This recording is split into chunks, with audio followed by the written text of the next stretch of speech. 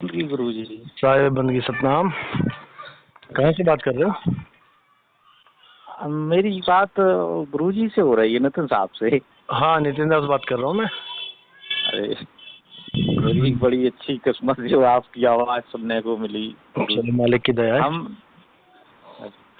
मैं दरअसल गुरुजी इटावा का रहने वाला हूँ। अभी आप 17 मार्च को एक दिन आश्रम पे आए थे। हाँ जी बिल्कुल आए थे।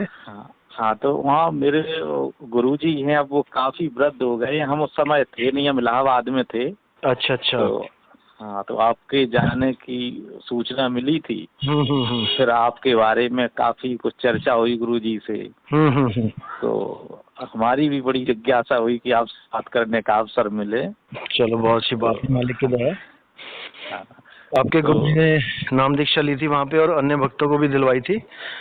और अब एक और प्रोग्राम कह रहे हैं वो करेंगे कि काफी लोग वहाँ पे, मतलब जैसे सारे शिष्य जुट जाएंगे। अच्छा। भव्य नाम दीक्षा प्रोग्राम हो जाएगा। आने वाले 1-2 महीने में होगा प्रोग्राम। अच्छा, ठीक है गुरुजी। बस हम आपसे एक बार आमने सामने मिलना चाह रहे। बिल्कुल मिलेंगे। तो साहब, अभी आपके पास थोड़ा टाइम है कुछ? और हाँ, बोलो पूछो। क्या बोलना है? हाँ, तो ये बता रहे गुरुजी कि हम मतलब काफी समय से शुरुआत से ही एक जिज्ञासा में रहे थे कि कैसे सृष्टि क्या चल रही क्या नहीं, जैसे भी हमें जिज्ञासा हुई। तो संतों को ढूंढते रहे, काफी किताबें भी पढ़ी। तो ज्यादातर संत लोगों से कोई विश्वास वाली चीज नहीं मिली। बिल्कुल। हाँ, तो अंत में किसी तरह हम यहाँ पहुँच गए, ये गुरुजी के पास। तो इनकी जो कुछ अलग लग रही थी पर्सनालिटी देख के। तो हमसे ऐसी चर्चा हुई एक बार हमने कि गुरुजी, ये जो कबीर साहब या और लोग जो लिखते हैं अनुभव की बातें कि समाधि होती है, ऐसे ऐसे अनुभव होते हैं, तो सही बात है? उन्होंने कहा हाँ बेटा, ये सब सही बात है। तो हमने कहा गुरुजी, कैसे इसकी जानकारी हो सकती है? तो उन्होंने कहा कि बेटा किसी दिन अवसर आएगा तो बताएंगे, दीक्षा देंगे। तो उन्होंने दी। लेकिन साहब, अभी आपको जब सुनते रहे तो काफी नई चीजें मिली। नई क्या गुरुजी, जो आपने स्पष्ट करी हैं, जैसे सृष्टि रचना वगैरह की बातें, तो वो जो पहले विश्वास नहीं होता था कोई के ये जो किस तरह से हो रहे, आपने उसको अंदर ही बताया शरीर के। और आखिरी बात वही गुरुजी, अब उसी पे है कि आप एक वो बताते हैं, वो मंत्र जपते रहो कुत्ता नहीं भागेगा। जो जो दाव है गुरुजी, वो बस दाव ही सीखना है। काल से जीतने का एक ही रास्ता है, सही दाव लग जाना। जैसे आपके पास सांप आ गया, कोई फनियर सांप। अब एक है आदमी जो डर के मारे, उसकी तो हालत खराब हो जाएगी, जिसको दाव नहीं पता कि इसको कैसे काबू में करते हैं। और अगर कोई सपेरे के पास ट्रेनिंग लेके आया है कि सांप को कैसे काबू में करते हैं, वो 2 मिनट लगाएगा दाव लगाने में। समझ रहे हो? अच्छा गुरुजी। हाँ गुरुजी। वो सांप को जो मौत बन के आया है काल, उसको 2 मिनट में कंट्रोल कर लेगा, बिना डरे निडर होके, क्योंकि उसके पास दाव है। सारा खेल दाव का है। तो कबीर साहब कहते हैं कि जब गुरु दाव बताता है तब काल काबू में आता है। और दाव क्या है? काल के सिर पे पांव दे सतगुरु के उपदेश, और साहिब बाह पकड़ के ले चले अपने देश। यही दाव है। इस दाव को खोला जाता है जब नाम दीक्षा होती है। तो तब इस दाव को समझा दिया जाता है हर जीव को कि काल आएगा। ऐसा नहीं है कि काल केवल किताबों में ही लिखा है, का और ला आका डंडा लगा दिया। भाई वो काल सच में है, बस तुम्हें दिख नहीं रहा है। और जब वो आता है, दिखता है, तब लैट्रिन बाथरूम निकल जाती है जीव की। अरे गुरुजी, यही थोड़ी और आपकी बात से याद आ गई। ऐसा मेरे साथ कई बार ये हुआ है गुरुजी, जैसे हम अपने शरीर को देख रहे, किसी वहम में पड़ गए। तो शरीर लगने लगता है कि ये शरीर तो बिल्कुल कुछ है ही नहीं इसमें, और हम चले जाएंगे तो कहाँ जाएंगे। इतना बड़ा डर पैदा हो जाता है गुरुजी कि एकदम हड़बड़ा जाते हैं। यही कभी कभी करनी है, इसी हड़बड़ाहट को खत्म करना है। कहाँ से आया और कहाँ जाएगा, खबर करो अपने तन की। तो कहाँ से आया है इसका भी तुम्हें एड्रेस पता होना चाहिए, और तुम कहाँ जाओगे इसका भी एड्रेस पता होना चाहिए।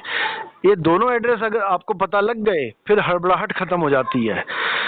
उसके बाद मौत का डर खत्म हो जाता है। फिर क्या होता है, जिस मरने से जग डरे मेरे मन आनंद, मरने पर ही पाइए पूर्ण परमानंद। फिर परमानंद की स्थिति बनती है। अब जीव निडर होके अपने घर की तरफ निकलता है। तो तब निकलता है जब उसे भेदी गुरु मिलता है। सोई गुरु पूरा कहावे, 2 अक्षर का भेद बतावे, एक छुड़ावे एक लखावे, तब प्राणी निज घर को जावे। समझ रहे हो? एक छुड़वा दिया जाएगा। आज तक जो लाठी डंडा लाठी डंडा लाठी डंडा कर रहे हो, नाम जप रहे हो, ये छुड़वा दिए जाएंगे। छोड़ो इनको। एक छुड़ावे एक लखावे। जिस चीज की तुम्हें खोज है, जिस परमात्मा को तुम खोज रहे हो, उसका लखाव कराया जाएगा कि वो है कहाँ, तुम्हारे बिल्कुल पास है।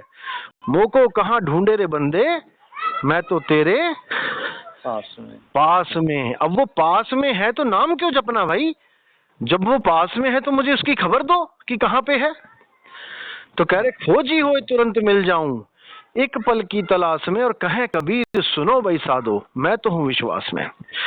सारी खबर देने के बाद, सारा भेद बताने के बाद, हर चीज क्लियर करने के बाद भी तुम्हें पूर्ण विश्वास के साथ भक्ति करनी पड़ेगी। वो तब प्रकट होगा।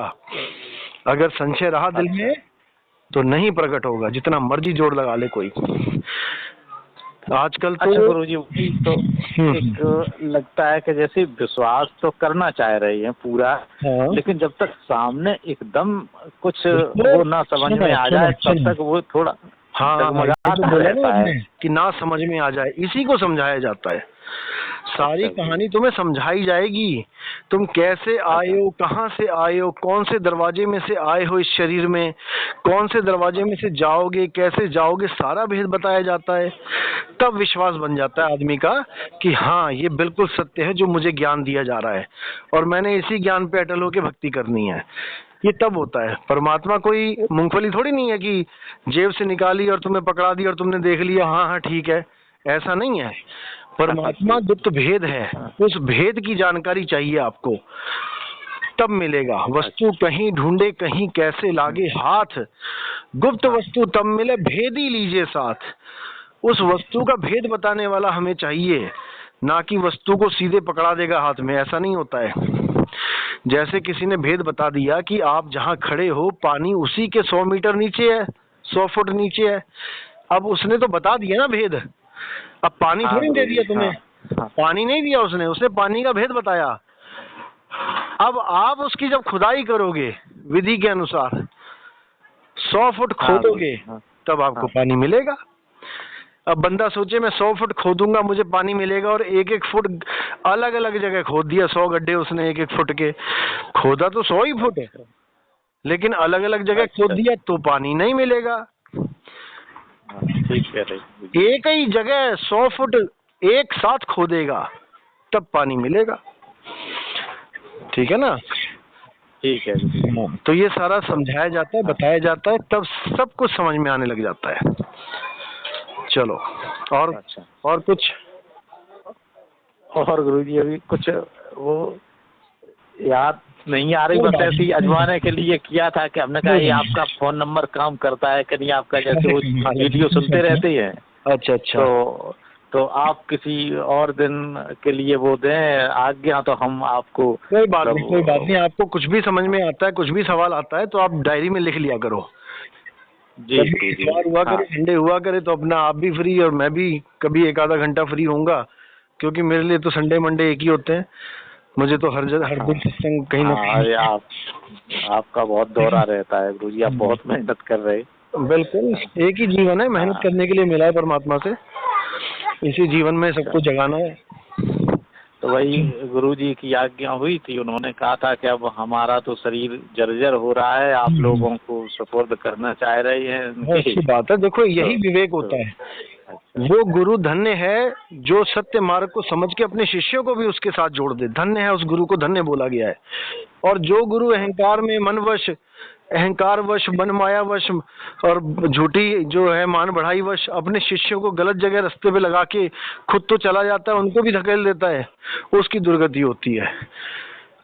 ठीक है ना। जब पता लग जाता है कि हम गलत रास्ते पे हैं तो हमें सही रास्ते पे यू टर्न ले लेना चाहिए।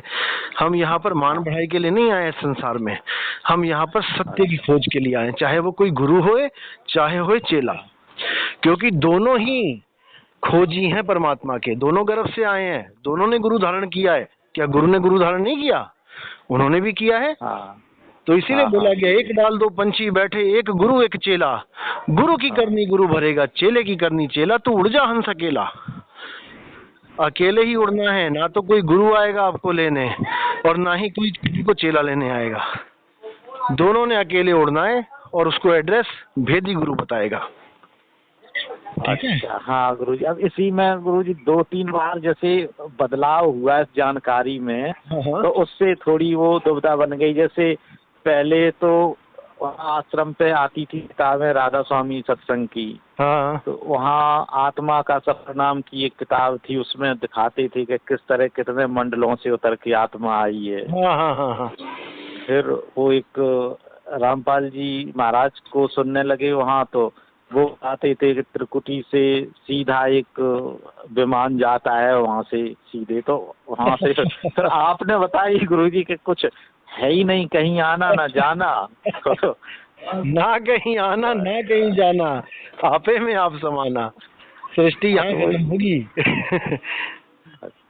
तो वही लगने लगता है गुरुजी कि अब आपसे आ गए हैं आप, तो आपकी तो मतलब बात ऐसी है कि कोई उसमें संशय नहीं होता, लेकिन फिर भी मन में ये दुविधा उठ खड़ी होती है कि क्या पता कल और कहीं से कोई कहने लगे। जैसे भाई ये मूल ज्ञान है, ये मूल ज्ञान है, ये विहंगम चाल है। कबीर साहब के ज्ञान की, अब ज्ञान तो कॉपी कर सकता है बंदा हमारी, मुझे सुन के कितने यूट्यूब चैनल खुल गए नए, जो अब सार शब्द कर रहे हैं। कोई कान में फूंक मार रहा है उसको सार शब्द कह रहा है, कोई ओम मंत्र दे रहा है उसको सार शब्द कह रहा है, कोई सुहंग मंत्र जपवा रहा है उसको सार शब्द कह रहा है। तो ज्ञान तो कॉपी कर सकते हैं, लेकिन चाल कॉपी कैसे करेंगे? जो हमारी विहंगम चाल है उसको कोई कॉपी नहीं कर सकता, उसको कॉपी ही, क्योंकि उसको भेद के बिना कॉपी नहीं किया जा सकता। जब भेद ही नहीं पता उसको विहंगम चाल का, तो कॉपी क्या करेगा? समझ रहे हो? अच्छा, हाँ गुरुजी समझ में आ रही। तो जब गुरुजी आपसे जब भेद मिलता है तब विहंगम चाल की समझ पड़ती है कि विहंगम चाल कहते किसे हैं। विहंगम चाल है डायरेक्ट सीधे शब्द गुरु के साथ जुड़ जाना, ना कोई ओम, ना कोई सोहंग, ना कोई रारंकार, ना कोई अजपा जाप, ना कोई त्रिकुटी, ना कोई कमल, सीधे मालिक से जुड़ना। ठीक है गुरुजी, ठीक है गुरुजी, चलो ठीक है। सतनाम साहिब।